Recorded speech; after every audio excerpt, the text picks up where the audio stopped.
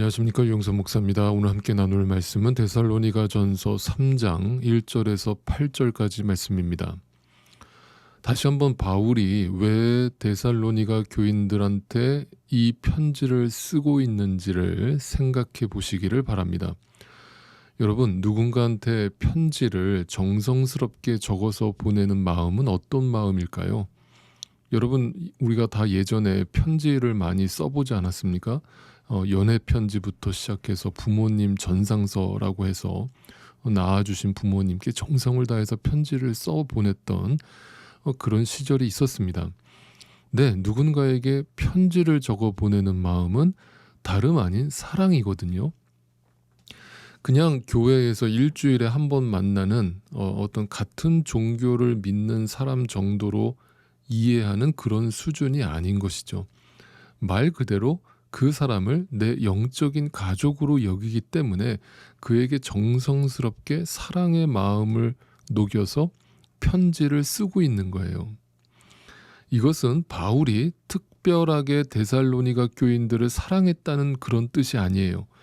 그렇게 문제 많았던 고린도 교회에도 바울은 아버지의 심정으로 복음을 전한다는 이유로 그들이 그 말씀을 알아들을 때까지 편지를 적어 보냈단 말이에요. 이 바울의 마음은 곧 하나님 아버지의 마음이라는 것을 성경이 오늘 우리에게 들려주고 있는 거예요. 그래서 하나님을 만난 사람들의 마음속에 이 사랑이 자연스럽게 피어나는 것을 오늘도 우리가 보게 되는 거예요. 그래서 사도 바울이 위대한 사람이라서가 아니라 바울의 마음속에 역사하고 계시는 그 하나님의 아버지의 마음을 우리는 이 서신을 읽으면서도 느낄 수 있어야 되고 보실 수 있어야 된다는 뜻이에요. 자, 우리 같은 존재도 하나님이 우리 마음속에 역사하시면 이런 바울과 같은 마음을 품고 누군가에게 다가설 수 있게 해 주신다는 거예요. 내가 노력하는 게 아닙니다. 하나님의 사랑이 나로 하여금 누군가에 대해서 그 사람이 이 말씀을 알아듣든 알아듣지 못하든 내 정성을 다해서 말씀을 전할 수 있는 그 위치에 서게 된다는 뜻이에요. 자, 이제 오늘 우리는 3장으로 넘어가서 1절부터 함께 읽어보도록 하겠습니다. 1절, 그러므로 우리는 참다 못하여. 자, 그러므로라고 하는 단어에 주목해 보세요. 먼저 그러므로라는 단어가 나오면 바로 앞구절을 그대로 받고 있는 거잖아요. 그죠? 그 앞구절이 무슨 내용이었죠? 바로 데살로니가 교인들이 바울에게는 그 자체로 희망이고 기쁨이고 자랑할 면류관이라고 바울이 말하면서 바로 여러분들이 나의 영광이고 기쁨이라고 표현을 했죠.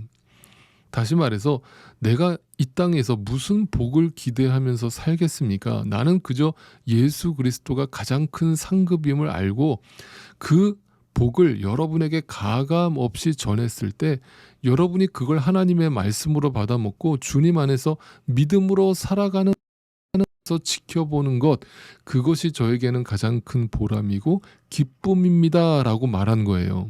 그런데 그게 그냥 빈말이 아니라는 것을 3장 1절에서 바울이 증명하고 있는 거예요. 그게 그러므로 라면서 말이 이어지고 있습니다. 우리는 참다 못해. 자, 참다 못했다라는 것은 그냥 눈 뜨고 볼 수 없었다는 뜻이잖아요. 그래서 누구를 보냅니까? 우리만 아테네에 남아 있기로 하고 우리의 형제요 그리스도의 복음을 전하는 하나님의 일꾼인 디모데를 여러분에게로 보냅니다.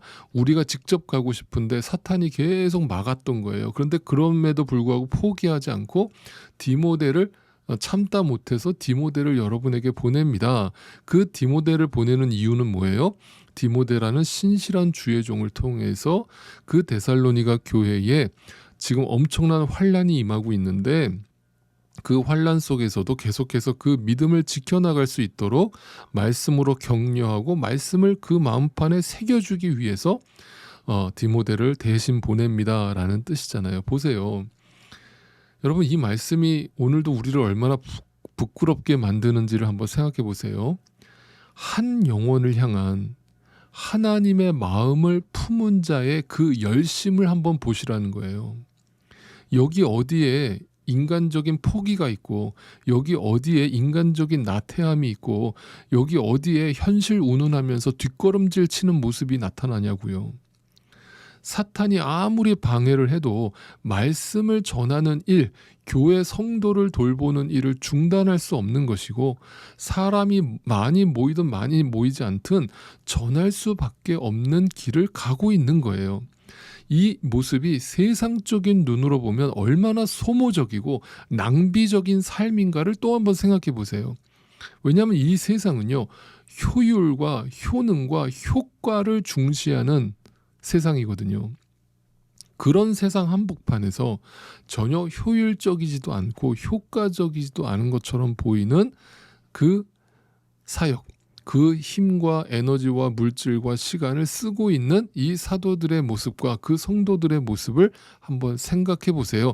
세상의 눈으로 보면 지금 이들의 모든 삶은 세상 미련해 보이는 거거든요. 여러분, 그런데 하나님의 일은 다른 거예요. 사탄이 아무리 방해를 해도 공격을 하고 핍박을 하고 별짓을 다 해도 결국은 내가 손해보는 자리, 내가 죽는 자리로 나아가는 것이거든요. 그 열매를 하나님께 맡기고 그 말씀의 씨앗을 계속 뿌려야 되는 것이거든요. 농부의 마음이거든요. 그러니 하나님의 말씀이 오늘도 우리를 다시 굳건하게 세우고 믿음으로 격려하며 그 좁은 길을 계속 걷게 하시는 것에 우리는 그저 감사할 뿐이고 감격할 뿐인 거예요. 자, 그래서 그것은 그가 여러분을 굳건하게 하고 여러분의 믿음을 격려하기 위해서 하나님께서 여러분에게 보낸 사람입니다 라고 바울이 말을 이어갑니다. 자, 3절을 또 봅니다.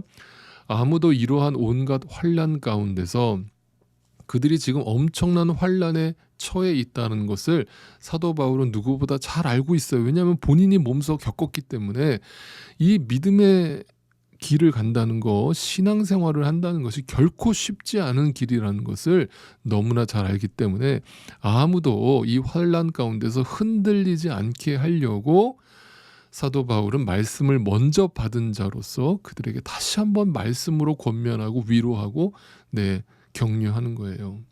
여러분도 아는 대로 우리는 이런 환난을 당하게 되었기 때문에 여러분이 지금 당하는 상황을 나는 누구보다 잘 이해하고 있습니다. 이 좁은 길을 가는 거 결코 쉽지 않습니다 라는 것을 알기 때문에 그냥 눈 뜨고 볼 수 없어서 어떤 어려운 상황이 벌어지더라도 여러분에게 말씀으로 권면하기 위해서 디모데를 보냅니다. 이런 뜻이에요. 4절이에요. 우리가 여러분과 함께 있을 때에 장차 우리가 환난을 당하게 되리라는 것을 여러분에게 미리 말했죠. 이 말이에요. 여러분, 놀라지 마세요. 이런 환난이 닥쳐온다고 해서 놀라지 마세요.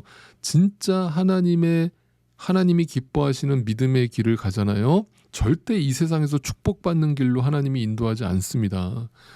엄청난 환난과 유혹과 고난이 오는 거예요.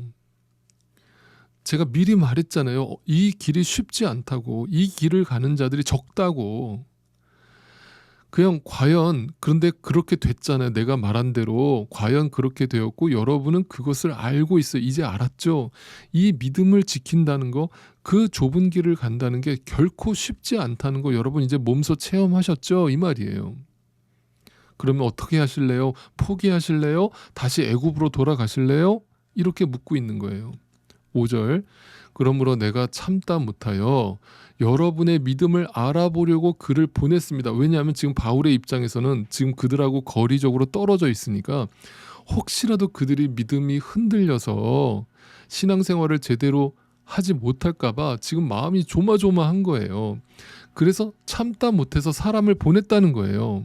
그렇게 하는 것은 유혹하는 자, 사탄이죠. 사탄이 여러분을 유혹하여서 우리의 수고를 헛되게 하지 못하게 하려는 것. 내가 이렇게 어렵게 말씀을 전하고 가르쳤는데 그것을 다시 수포로 돌리는 그런 결과가 낳지 않게 하기 위해서 여러분에게 뿌린 그 씨앗에 대해서 내가 끝까지 책임지겠습니다.